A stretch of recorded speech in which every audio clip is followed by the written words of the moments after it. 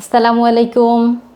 Dear students, welcome to my online class. And with you, I am Tahmin Akhtar, Assistant English Teacher of Ruhitpur High School. I hope you are all well by the grace of Almighty. I am also okay. And for this, I have come back to take a class with the students of class 9 and 10. Dear students, today I have chosen a topic from your English second paper. And our today's lesson item is tag question, which is the easiest topic in English grammar. I hope you will be more attentive and give your full concentration in my class. So students, be ready with paper and pen. Look at the board. Tag question. Tag শব্দটার অর্থ হচ্ছে জুড়ে দেওয়া আর question শব্দের অর্থ হচ্ছে প্রশ্ন। Tag question শব্দের অর্থ হচ্ছে প্রশ্ন জুড়ে দেওয়া। সাধারণ কথোপকথনে বক্তা তার বক্তব্যের সত্যতা যাচাই করার জন্য বক্তব্যের শেষে যেই ছোট্ট একটা প্রশ্ন জুড়ে দেয় তাকেই ট্যাগ কোশ্চেন বলা হয়। যেমন আমি যদি কাউকে বলি তুমি আজ শপিং মলে যাবে, যাবে না? এই যে শেষে প্রশ্নটা করলাম যাবে না, এটা দ্বারা প্রশ্নের উত্তরে সত্যতা আসবে যে সে কি যাবে নাকি যাবে না। তাহলে এভাবে ট্যাগ কোশ্চেন দ্বারা এই কারো বক্তব্যের সত্যতা যাচাই করা হয়। আমরা জানি অর্থ অনুযায়ী সেন্টেন্স হচ্ছে 5 প্রকার: assertive, interrogative, imperative, optative and exclamatory. এই 5 টাইপের সেন্টেন্সের ভেতরে 3 ধরনের সেন্টেন্সের মধ্য থেকে ট্যাগ কোশ্চেন হয়। আর সেই 3 ধরনের সেন্টেন্স হচ্ছে অ্যাসার্টিভ, ইম্পারেটিভ এবং এক্সক্লামেটরি। এই 3 ধরনের সেন্টেন্সের উপরই সাধারণত ট্যাগ কোশ্চেন হয়ে থাকে। সো তোমাদের এই 3 ধরনের সেন্টেন্স সম্পর্কে ক্লিয়ার আইডিয়া থাকতে হবে। চলো ট্যাগ কোশ্চেন করার জন্য প্রয়োজনীয় যে নিয়মাবলী আছে সেগুলো একটু দেখি। দেখো, ট্যাগ কোশ্চেন গঠন করার প্রয়োজনীয় নিয়মাবলী: মূল বাক্যটিকে অপরিবর্তিত অবস্থায় বসবে, তারপর কমা বসিয়ে ট্যাগ কোশ্চেন এবং শেষে প্রশ্নবোধক চিহ্ন দিতে হবে।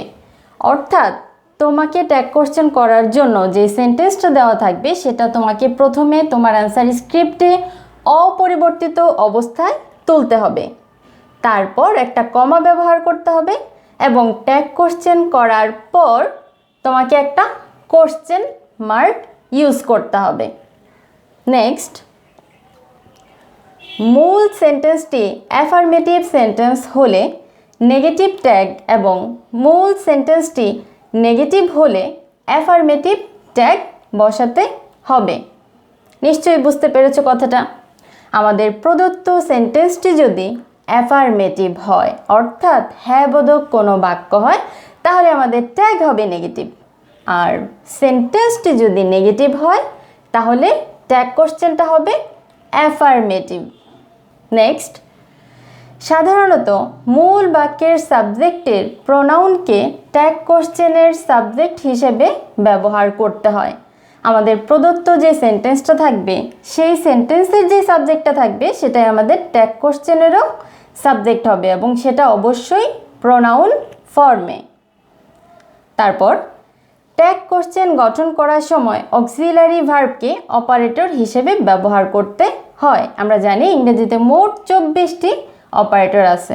এগুলা কি দেখো: am, is, are, was, were, have, has, had, shall, will, should, would, can, could, may, might, do, does, did, ought, used to, need, dare এবং মাস্ট। এখানে এই 24টা অপারেটরের মধ্যে কিছু রয়েছে প্রাইমারি অক্সিলারি এবং কিছু হচ্ছে মডাল অক্সিলারি। এই অক্সিলারি ভার্বগুলা ইউজ করে তোমাকে ট্যাগ কোশ্চেন করতে হবে। নেক্সট,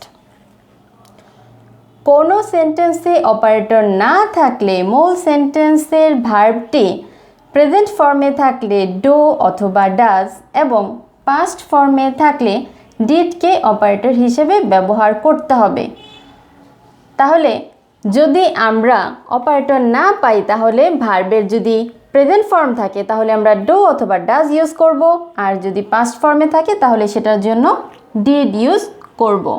নেক্সট, ট্যাগ কোশ্চেন করতে ভার্বের সংক্ষিপ্ত রূপ ব্যবহার করতে হয়।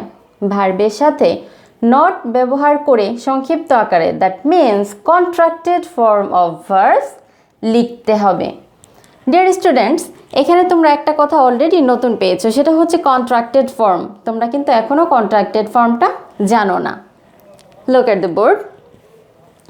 এখানে তোমাদের কন্ট্রাক্টেড ফর্মগুলো দেওয়া আছে, অর্থাৎ অক্সিলারি ভার্বের সাথে আমরা যখন নট যুক্ত করি তখন সেটাকে কন্ট্রাক্টেড ফর্মে একসাথে কিভাবে লেখা যায় সেটা এখানে দেখো। এম নটের কন্ট্রাক্টেড ফর্ম হচ্ছে আরেন্ট অথবা এইন্ট। ইজ নটের হচ্ছে ইজন্ট। আর নটের কন্ট্রাক্টেড ফর্ম আরেন্ট। ডু নটের কন্ট্রাক্টেড ফর্ম ডোন্ট। ডাজ নটের শর্ট ফর্ম অথবা কন্ট্রাক্টেড ফর্ম হচ্ছে ডাজন্ট। ডিড নটের কন্ট্রাক্টেড ফর্ম ডিডেন্ট। একটু খেয়াল করো, প্রত্যেকটা অক্সিলারি ভার্বের সাথে নট করার পর এখানে যে কন্ট্রাক্টেড ফর্মটা আমি করেছি তা কিন্তু সবই প্রায় একই রকম। মূল ভার্বটার সাথে একটা, এটা খেয়াল করো, ইজ নটটা খেয়াল করো, এইখানে যে অক্সিলারি ভার্বটা দেওয়া আছে সেটা লেখার পর এন লিখছি, তারপর একটা অ্যাপোস্ট্রফি দেওয়ার পর টি দিয়েছি, হয়ে গেছে ইজেন্ট। এই নটটাকে সংক্ষিপ্ত করে লেখার জন্য আমরা এন অ্যাপোস্ট্রফি টি, শুধু এইটুকু কথাই ইউজ করেছি। দেখো সব ক্ষেত্রেই কিন্তু এক অবস্থা। আর নট লিখেছি আমরা, আর লেখার পর এন অ্যাপোস্ট্রফি টি। ঠিক একইভাবে এইখানে তোমাদের যে অক্সিলারি ভার্বগুলো দেওয়া আছে, যে 24টা অপারেটর দেওয়া আছে, সবগুলা কিন্তু একই সিস্টেমে কন্ট্রাক্টেড হয়েছে, খেয়াল করো। শুধুমাত্র এখান থেকে এম নটেরটা আরেন্ট অথবা এন্ট এটা ভিন্ন। শ্যাল নটের কন্ট্রাক্টেড ফর্ম হচ্ছে শ্যান্ট এবং উইল নটের কন্ট্রাক্টেড ফর্ম ওন্ট। এই তিনটা ভার্বের কন্ট্রাক্টেড ফর্ম ব্যতিরেকে সবগুলা কন্ট্রাক্টেড ফর্ম কিন্তু ঠিক একই সিস্টেমে। একটু খেয়াল করো, যেহেতু একই সিস্টেমে আগাইতেছে সেহেতু আমি আর সবগুলা পড়লাম না, তোমরা একটু মনোযোগ দিয়ে দেখলেই তোমরা পারবে। স্টুডেন্টস, তোমরা ইতিমধ্যেই ট্যাগ কোশ্চেন করার নিয়মটা জেনে গেছো, কন্ট্রাক্টেড ফর্মটাও জানো। তোমাদের ট্যাগ কোশ্চেন করাটা এখন অনেক সহজ হয়ে যাবে। বোর্ডের দিকে খেয়াল করো, দেখো সেন্টেন্সগুলো দেখো। এখানে দেওয়া আছে English is an international language. এইখানে ইংলিশ হচ্ছে সাবজেক্ট এবং ইজ হচ্ছে ভার্ব, মানে আমাদের ওইখানকার অপারেটর। আমরা ইজকে দিয়েই কাজ শুরু করব। সেন্টেন্সের বাকি অংশগুলো আমাদের আর কাজে লাগবে না। এখানে আমার নিয়মে আমি একটু আগেই তোমাদের দেখিয়েছি, এই প্রদত্ত সেন্টেন্সটি যদি অ্যাফার্মেটিভে হয় তাহলে আমাদের এই ট্যাগ কোশ্চেনটা হবে নেগেটিভে, আর এইখানকার কথাটা যদি নেগেটিভ হয় তাহলে আমাদের ট্যাগটা হবে অ্যাফার্মেটিভ। তাহলে তোমরা স্পষ্ট দেখতে পারতেছ এটা আছে অ্যাফার্মেটিভে, এটার সাথে কোনো নাবোধক শব্দ নেই। English is an international language. ইংরেজি একটি আন্তর্জাতিক ভাষা। তাহলে এটার ট্যাগ কোশ্চেনটা হবে, প্রথমে আমরা ইজের নেগেটিভ করব এবং সেটার কন্ট্রাক্টেড ফর্ম দেখো ইজ নট, এটার কন্ট্রাক্টেড ফর্ম হচ্ছে ইজেন্ট। তাহলে এখানে আমরা লিখব ইজেন্ট। নেক্সট কাজ হচ্ছে সাবজেক্ট বসানো। আমাদের প্রদত্ত সেন্টেন্সের সাবজেক্ট আছে ইংলিশ। আমরা নিয়ম থেকে অলরেডি জানতে পেরেছি যে আমরা এখানে যে সাবজেক্টটা থাকবে তার প্রোনাউনটা ইউজ করব। এখন ইংলিশের পরিবর্তে আমরা প্রোনাউন ইউজ করি ইট। তাহলে এখানে হবে isn't it, এবং শেষে দেখো কোশ্চেন মার্কটা কিন্তু দেওয়া আছে। তাহলে English is an international language, এটার ট্যাগ হচ্ছে isn't it। ইংরেজি একটি আন্তর্জাতিক ভাষা, তাই নয় কি? Next, the farmers work hard. আমার এই সেন্টেন্সে কিন্তু ওইখানে আমরা যে অপারেটরগুলো দেখেছিলাম তার একটাও নেই, খেয়াল করো। এখানে কিন্তু কোনো অক্সিলারি ভার্ব আমরা পাচ্ছি না, তার মানে আমাদের মূল ভার্ব দিয়ে কাজ করতে হবে। এখানে দ্য ফার্মার্স হচ্ছে সাবজেক্ট এবং ওয়ার্ক হচ্ছে মূল ভার্ব। এটা কি মূল ভার্বের প্রেজেন্ট ফর্ম না পাস্ট ফর্ম? এটা হচ্ছে মূল ভার্বের প্রেজেন্ট ফর্ম। যেহেতু মূল ভার্বের প্রেজেন্ট ফর্ম, আমাদের নিয়ম অনুযায়ী মূল ভার্বের যদি প্রেজেন্ট ফর্ম থাকে তাহলে আমরা অক্সিলারি ভার্ব আনতে পারি ডু। যেহেতু ভার্বের সাথে এস যুক্ত নেই, এস যুক্ত থাকলে আমরা আনতাম ডাজ। এখন আমরা আনবো ডু। এই সেন্টেন্সটা যেহেতু অ্যাফার্মেটিভে আছে, আমাদের ট্যাগটা অবশ্যই নেগেটিভে হবে। লিখি, ডু নটের কন্ট্রাক্টেড ফর্ম হচ্ছে ডোন্ট। এইবার দ্য ফার্মার্স, এখানে কিন্তু সাবজেক্টটা প্লুরাল, দ্য ফার্মার্স। এটার প্রোনাউন হিসেবে আমরা আনবো দে।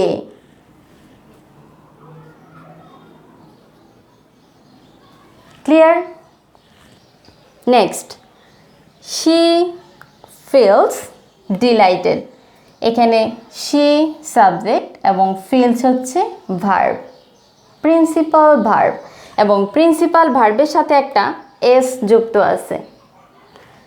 যেহেতু এখানে কোনো অপারেটর নেই, আমরা অক্সিলারি ভার্ব পাচ্ছি না, এখানেও আমাদের ডু, ডাজ বা ডিড এই তিনটার একটা আনতে হবে। যেহেতু ভার্বের সাথে এস যুক্ত আছে তাহলে আমরা আনবো ডাজ। যেহেতু এই সেন্টেন্সটা অ্যাফার্মেটিভ তাহলে আমরা করব নেগেটিভ। তাহলে এখানে ব্যবহার হবে ডাজেন্ট। ডাজেন্ট, এখানে শি প্রোনাউন দেওয়াই আছে, আমাদের আর কোনো কাজ নেই, সরাসরি শিটা বসাই দিলাম। Doesn't she. Next, we became independent in 1971। এখানে উই হচ্ছে সাবজেক্ট এবং বিকেম হচ্ছে মূল ভার্বের পাস্ট ফর্ম, এটার প্রেজেন্ট হচ্ছে বিকাম। তাইলে এখানে যেহেতু কোনো অপারেটর নাই এবং মূল ভার্বের পাস্ট ফর্ম আমরা দেখতেছি, তার মানে এই সেন্টেন্সে আমরা ব্যবহার করব ডিডেন্ট, কারণ এই সেন্টেন্সটাও আছে অ্যাফার্মেটিভে। তাহলে আমাদের ট্যাগটা হবে নেগেটিভ। তাহলে এখানে আমরা ইউজ করব ডিডেন্ট। এখানে প্রোনাউন দেওয়াই আছে উই। প্রোনাউন না থাকলে আমরা প্রোনাউনটা লিখি হিসাব কইরা, কিন্তু এখানে যেহেতু প্রোনাউন দেওয়া আছে সেজন্য আমরা সরাসরি ইউজ করতে পারলাম। Next, students must work hard. এখানে স্টুডেন্টস সাবজেক্ট, মাস্ট হচ্ছে auxiliary verb, modal auxiliary verb. এখানে আমরা অপারেটর কিন্তু পেয়েছি। তাহলে এখানে আমরা কি লিখব? আমরা এখান থেকে একটু দেখি। মাস্ট এর কন্ট্রাক্টেড ফর্ম ছিল মাসেন্ট। তাহলে এখানে কি লিখব?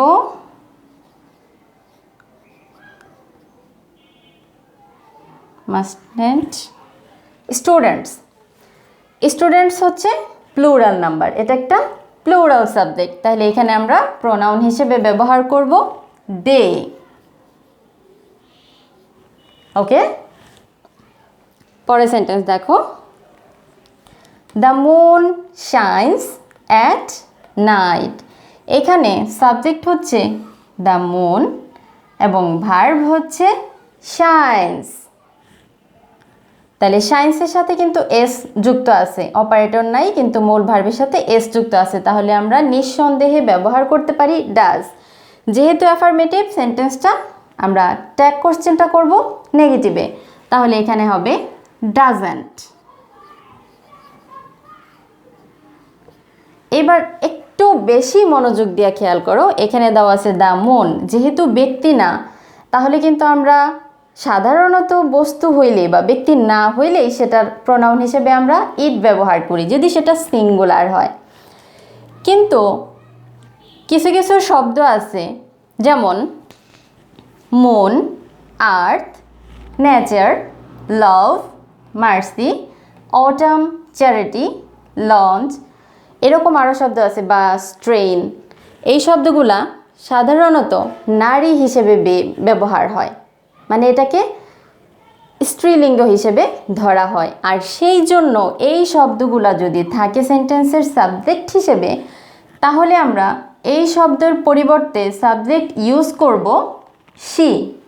তাহলে এখানে দেওয়া আছে দ্য মুন, তাহলে দ্য মুনের পরিবর্তে আমরা এখানে প্রোনাউন ইউজ করতে পারি she. Clear? Next, don't waste your time. এটা কোন ধরনের সেন্টেন্স? এটা একটা imperative sentence. Don't waste your time, সময় নষ্ট করো না, তোমার সময় নষ্ট করো না। এটা একটা কি হইতে পারে? আদেশ হইতে পারে, উপদেশ হইতে পারে, তাই না? সাধারণত যে সেন্টেন্স দ্বারা আদেশ, উপদেশ, নিষেধ, অনুরোধ ইত্যাদি প্রকাশ করে সেগুলো হচ্ছে ইম্পারেটিভ সেন্টেন্স। আমি তোমাদের বলেছি অ্যাসার্টিভ, ইম্পারেটিভ এবং এক্সক্লামেটরি, এই তিনটা সেন্টেন্সের উপর ট্যাগ কোশ্চেন হয়। এখানে হচ্ছে ইম্পারেটিভ সেন্টেন্স। ইম্পারেটিভ সেন্টেন্স যদি থাকে তাহলে তোমরা এইখানে কিন্তু কোনো সাবজেক্ট দেওয়া নেই, সাবজেক্টটা উজ্জ্ব থাকে ইম্পারেটিভ সেন্টেন্সে। সেক্ষেত্রে আমরা will you, won't you, would you, could you, can you এই সমস্ত দিয়ে ট্যাগ কোশ্চেন করতে পারি। তোমরা সব ধরনের ইম্পারেটিভ সেন্টেন্সেই উইল ইউ অথবা ওন্ট ইউ যে কোনো একটা দিলেই কারেক্ট। এখানে যেহেতু সেন্টেন্সটা নেগেটিভে আছে, তোমার সময় নষ্ট করো না, না বোধক বাক্য এটা একটা, তাহলে এখানে আমরা ব্যবহার করব উইল ইউ।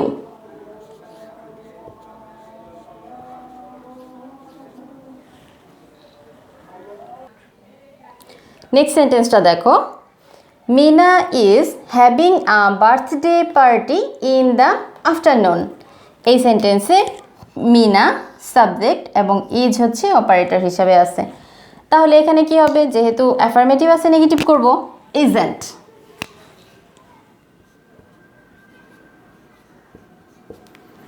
দেখো এখানে মিনা নাম দেওয়া আছে, মিনা একটা মেয়ের নাম, তাহলে এখানে মেয়ের নামের পরিবর্তে প্রোনাউন হিসেবে আমরা ব্যবহার করব she. Isn't she. Next, nobody believes a cheat. এখানে নবডি হচ্ছে সাবজেক্ট এবং বিলিভস হচ্ছে ভার্ব। একটা কথা সবসময় মনে রাখবে, everybody, nobody, everyone, no one, somebody, anybody, এই টাইপের যে কথাগুলো থাকে সেগুলো সবসময় প্লুরাল সাবজেক্ট হিসেবে কাজ করে। ওকে, এবার দেখো এখানে দেওয়া আছে বিলিভস, হিসাব মতো কিন্তু এইখানে ডাজেন্ট আসার কথা, কিন্তু আমি এইমাত্র বললাম নবডি হচ্ছে প্লুরাল সাবজেক্ট, এই জন্য আমরা ডাজেন্ট ইউজ করতে পারবো না। এখানে হবে সরি, যেহেতু নবডিটা নিজেই নেগেটিভ সাবজেক্ট, সেজন্য এখানে কিন্তু হিসাব মতে ডাজ হওয়া উচিত, শুধু ডাজেন্ট না। যেহেতু নবডিটা প্লুরাল সাবজেক্ট, সেজন্য এখানে আমরা ব্যবহার করব ডু, ডাজের পরিবর্তে ব্যবহার করব ডু, কারণ নবডি হচ্ছে প্লুরাল সাবজেক্ট। তাহলে এখানে হবে do they. Okay, next, everybody hates him. এটা কিন্তু একই রকমের। দেখো এখানে ছিল নবডি, এখানে হচ্ছে এভরিবডি, এই জায়গায় বিলিভস এবং এখানে আছে হেটস, দুটো জায়গায় ভার্বের সাথে এস যুক্ত আছে। পার্থক্য হচ্ছে সাবজেক্টের অ্যাফার্মেটিভ এবং নেগেটিভে। নবডি হচ্ছে নেগেটিভ সাবজেক্ট এবং অ্যাফার্মেটিভ হচ্ছে এভরিবডি হচ্ছে অ্যাফার্মেটিভ সাবজেক্ট। তাহলে এইটা যেহেতু অ্যাফার্মেটিভ, তাহলে আমাদের ট্যাগ কোশ্চেনটা হবে নেগেটিভ। তাহলে এখানে কি হবে? Don't they.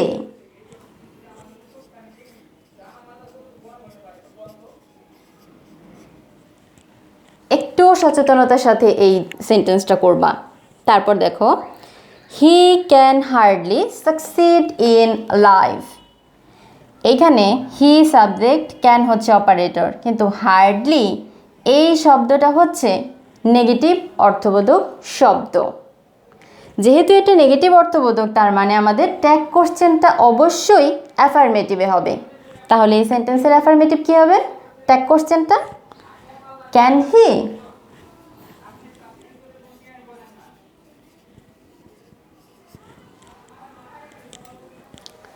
Next and last sentence. Let us always speak the truth. এটা একটা ইম্পারেটিভ সেন্টেন্স। লেট আস দ্বারা প্রস্তাব বোঝানো হয়। ইম্পারেটিভ সেন্টেন্স যদি লেট আস দিয়ে শুরু থাকে, তাহলে তোমরা শ্যাল উই দিয়ে সেটার ট্যাগ করতে পারো। এখানে কোনো চিন্তাভাবনা, হিসাব কিতাব কোনো কিছুই করার দরকার নেই। লেট আস তোমরা দেখলেই সেখানে ইউজ করবে shall we.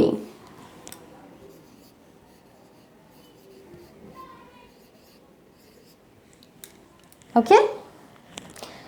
Dear students, I hope already you have realized that tag question is very easy. So, at home you will practice this type of sentences. That's all for today. See you in my next class with some other rules. Till then, stay home, stay safe, and stay well. Thank you everybody. Allah Hafiz.